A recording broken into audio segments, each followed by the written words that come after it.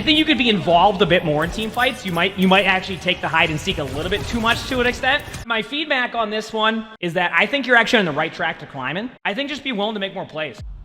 All right, so today's video, we are back with a Where Are They Now video. If you've never joined us for a Where Are They Now, it's basically we've watched somebody from, this person's from 5 months ago. We see how they've climbed, and then we try to guess their rank. So this previous player we watched, where they were a Plat 1 DPS on PC 5 months ago, and they were playing Echo. And they say, a few months ago, I just can't win, is what I used to say. It felt like every game had that one teammate who made winning seem impossible, no matter the role. I've been top 50 in PUBG, and top 500 in Destiny 2. Games where the solo carry potential is much higher, but Overwatch felt so different. So team dependent. I followed the advice not only emongg told me, but many people I met along the way in the community. I shared this game because looking back, it shows a difference in the gameplay by having far more solo plays and taking unique angles, which is always good. Taking angles is good, all right? And just to give you an idea, my feedback last time was I said they were playing great at the time, which we'll see how this is now. And I said to go for more plays and get better at timings to be the playmaker they want to be, which is what we talked about a lot recently, where being a playmaker is a part of also your climb, is that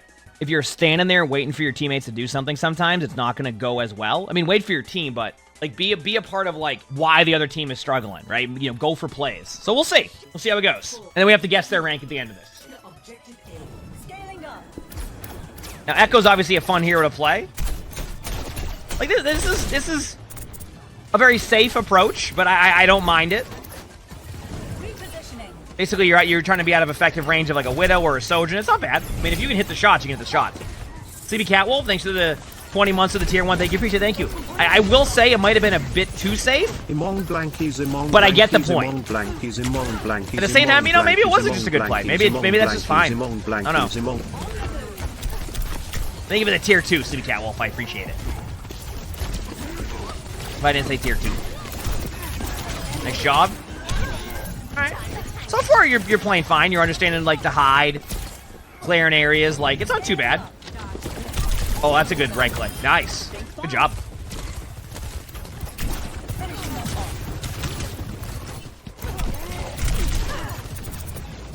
I mean, so far, so good.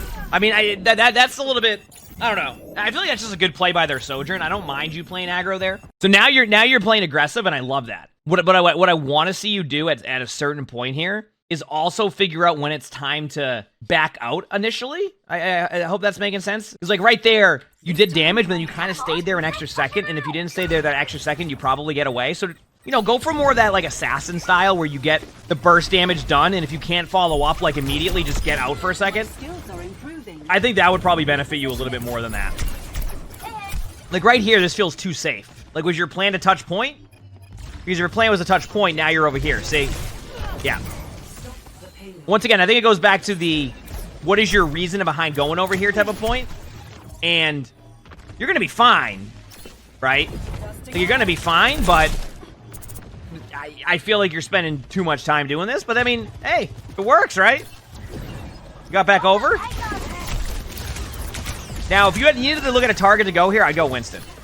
Winston or Ana. Ana, you grab Ana, you just throw an Ana grenade at them and then go for kills. But it requires a little bit more teamwork. Winston's a very safe pick. But if you wanted to just go Ana, throw an Ana grenade on the Ana right after you do your right clicks, that could be a play. Or you just kill the Ana. That works too. I like that play also. Nice. Oh, wait, that was good.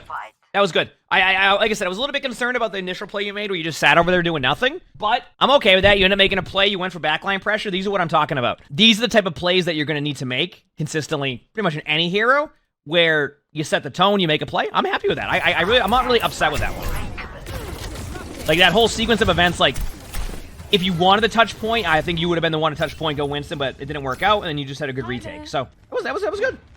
Yep. You really do like the spot. I mean, you are taking angles. I will say, I'm okay with it. I'd be careful if they had, like, a Widow, but, like... You know, it's... Part of me wants you to be involved in the team fight a bit more. But, like, then part of me is also going, it's working. They're paying attention to you. Like, I'm okay with this. I'd be careful if they went, like a Widow or something. But, like, I'm not, like, upset with your play right now.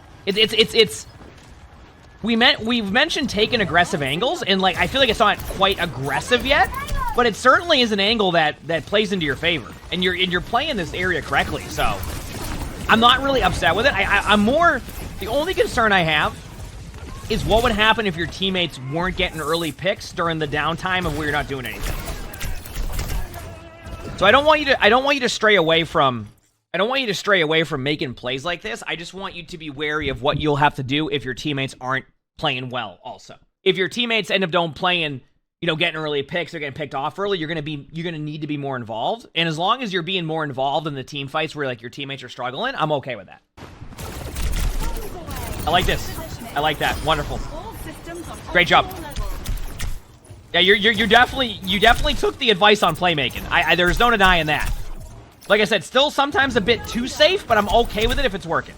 Keep that in mind. I'm more just getting you in the mindset of you might have to adjust your playstyle each game based off of how the other team is playing against your team. But like right now, I see this and I'm totally fine with it. Yeah. Basically, if it works right now. If the other team gets more aggressive on you, I would just recommend, or they get more aggressive on your team, I'd recommend being a little bit more involved in the team fight and aggro. That's one of those risk-reward plays, I get it. I think in that situation, I want you to think about what target you're going to go if you get rolled in that flank. I would say probably go Ana and just Ana grenade the room. Because the reason why you see Echoes go Ana a lot is because you can Ana grenade from midair and your tank can follow up. So with the way that your Winston's been playing, I actually think your Winston can follow up pretty easily and you get some kills. So, yeah. Right now is where you would look for playmaking. You can trade a kill out, something, or just run into a wall and get stuck. If you can get a kill here, I'll be happy. Yeah. Yeah, now it's one of those, see if you can get out of there, maybe buy time. I mean, the counter argument is you are pulling pressure away, and I've talked about that. There we go.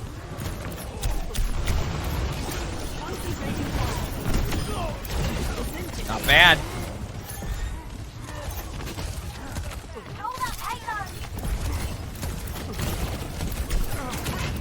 I get it. Yeah, the third point here is spamming the back line, doing a good job of that, playing angles, so they're looking at different areas. I mean, perfect. I mean, like I said, I'm happy with how you're playing this so far. I think you've made already a huge improvement. Once again, Chad, the reason why you pull angles there is so that way they have multiple people to look at. I keep talking about angles because I want to start getting players in the mindset of you don't want to just stack on your teammate like you're playing with a Reinhardt. A lot of Overwatch gives you more opportunity to play angles like this. Now, this one's more of an aggressive play. You're going to probably want to... you know, I'm okay with that. I'm actually okay with that because I feel like if you waste your ult there, you have another wasted ult. I'm okay with that play because you're trading so close to their spawn that if you go and waste your ultimate, I'd rather you come back here. I think at that point, your teammates are already holding close enough, and it worked out perfectly. It ended up being like, I don't want you to trade all the time, but I still like that you got to kill. It's a tough one, because it's all hindsight. If your team ends up losing that, I'm like, oh, well, you could have done this, this, and this, but I'd go Winston here. I would go Winston. I think there's going to be easier opportunity to get value as Winston with all the doorways. 100%. I would go Winston. Yep, you know the Winston's there too, so if you can get that Winston and just go in. Yes, yes, yes, I know you want to do it. There it is, nice. Man, that's perfect. You know, lost some people towards that part there, but it's okay. Nice. Good job. I feel like Winston's just too good not to go Winston in that situation. Perfect, I mean, this has been a great half by you. And it's really cool to kind of see you take some of that advice and apply it to your gameplay, because I feel like you're just seeing it in real time. You're seeing that progression where you're taking angles, you're going for playmaking, and it's resulted in good plays. We'll see how your attack goes now, because this could be more important because you're going to have less opportunity to play it safe. And I want to see how it goes on this when you can't play it as safe.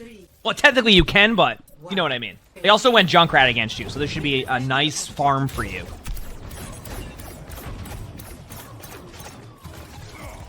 This is good.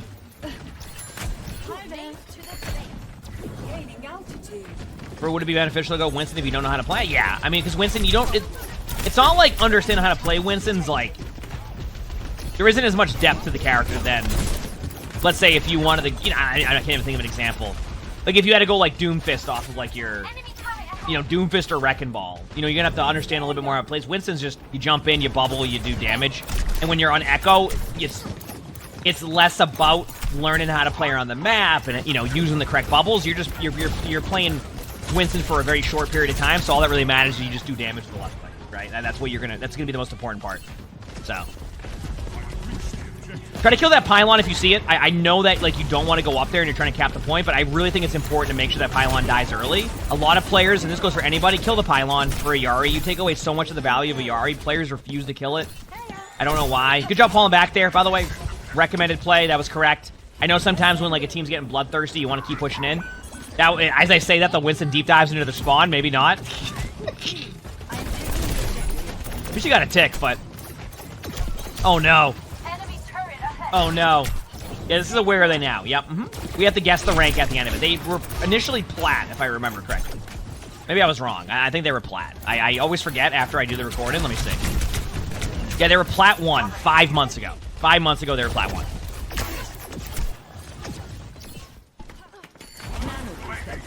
Yep. Not bad. Playing that out. Good job denying that. Nice. Got the kill. Kill the pylon. Wonderful. Nice, slow and methodical. I'm happy with how you're playing it. And you got the point. You die to shooting pylons, they all shoot you. I know, but, like, it has to be done. People don't kill the pylons, and the pylon saves people. You know? Okay, here we go. I'm ready. Good morning, everybody. Not bad.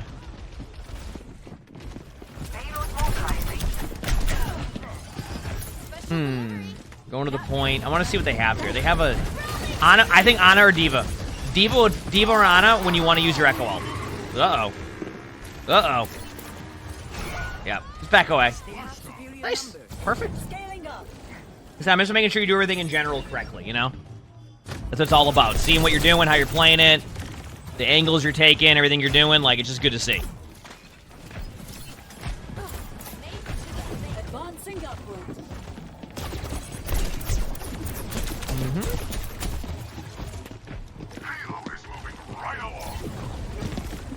Not bad. Oop. D.Va, I like D.Va here. Taking the angles, playing.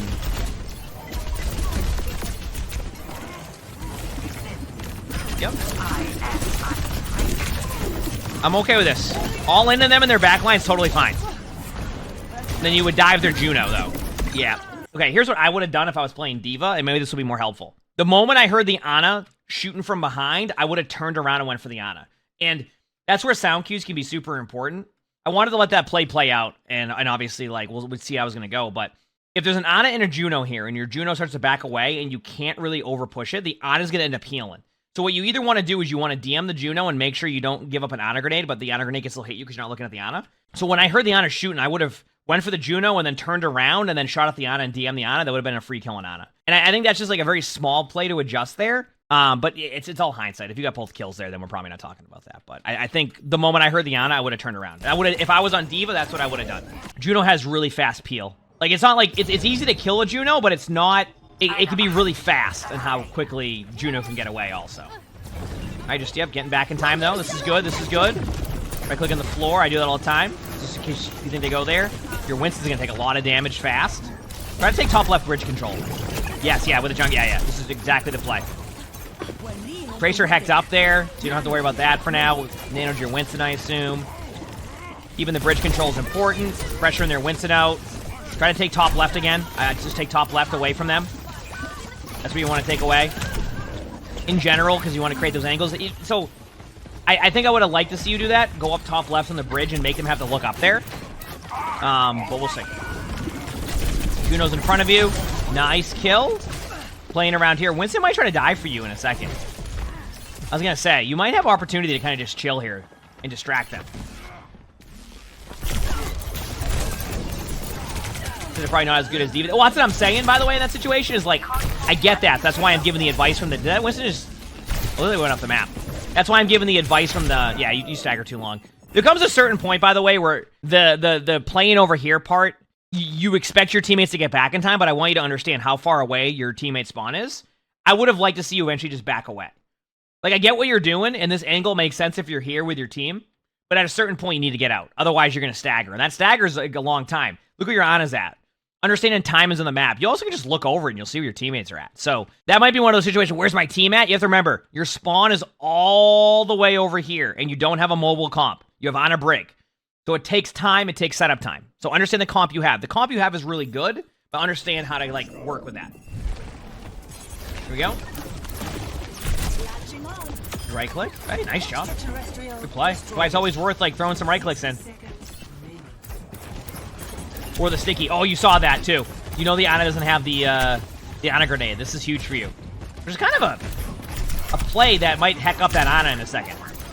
Because like now they have Ana grenade now again, but like that like basically gives you a free kill. And you saw that, so make sure to call that when you see it too. This is good. Don't be afraid to go Ana. I feel like this is an opportunity for playmaking, and this is where you can really take this back. Like I want you to be more aggressive right now.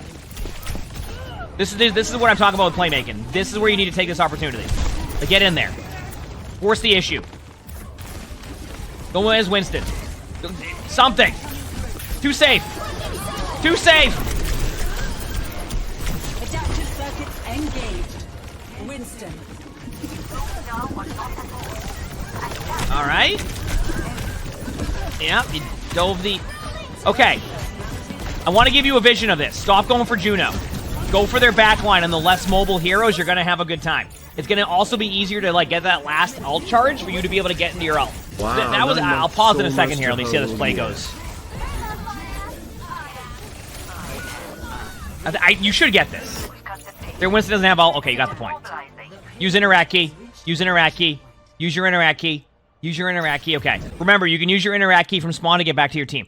What ended up happening here is, while it worked out, you waiting so long actually might have resulted in something like... Remember when that Junkrat tired? Imagine if you like that tire didn't die right away. I know you helped with that, like, so there's hindsight there, but I would have liked to see you eventually just go Winston, dive here, go on the heroes like Ana and Junkrat that you know are back here, you get your ult quickly, and then you make more plays. If you go around here and you just chase a Juno and you wait forever, it goes back to you're going to be playing on your back foot again. So I really want you to be aggro at times there. Like, play aggressive in that situation. And I think it's going to go really well. I think it's going to go really, really well. That's where it felt like you turned off the playmaking again for a second and played it too safe. Your teammates made a play, but I think you could have been it would have been easier to get that point, is basically what I'm saying.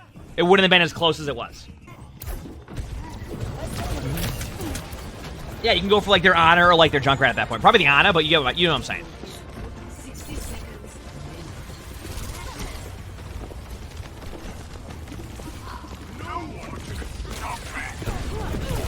I mean...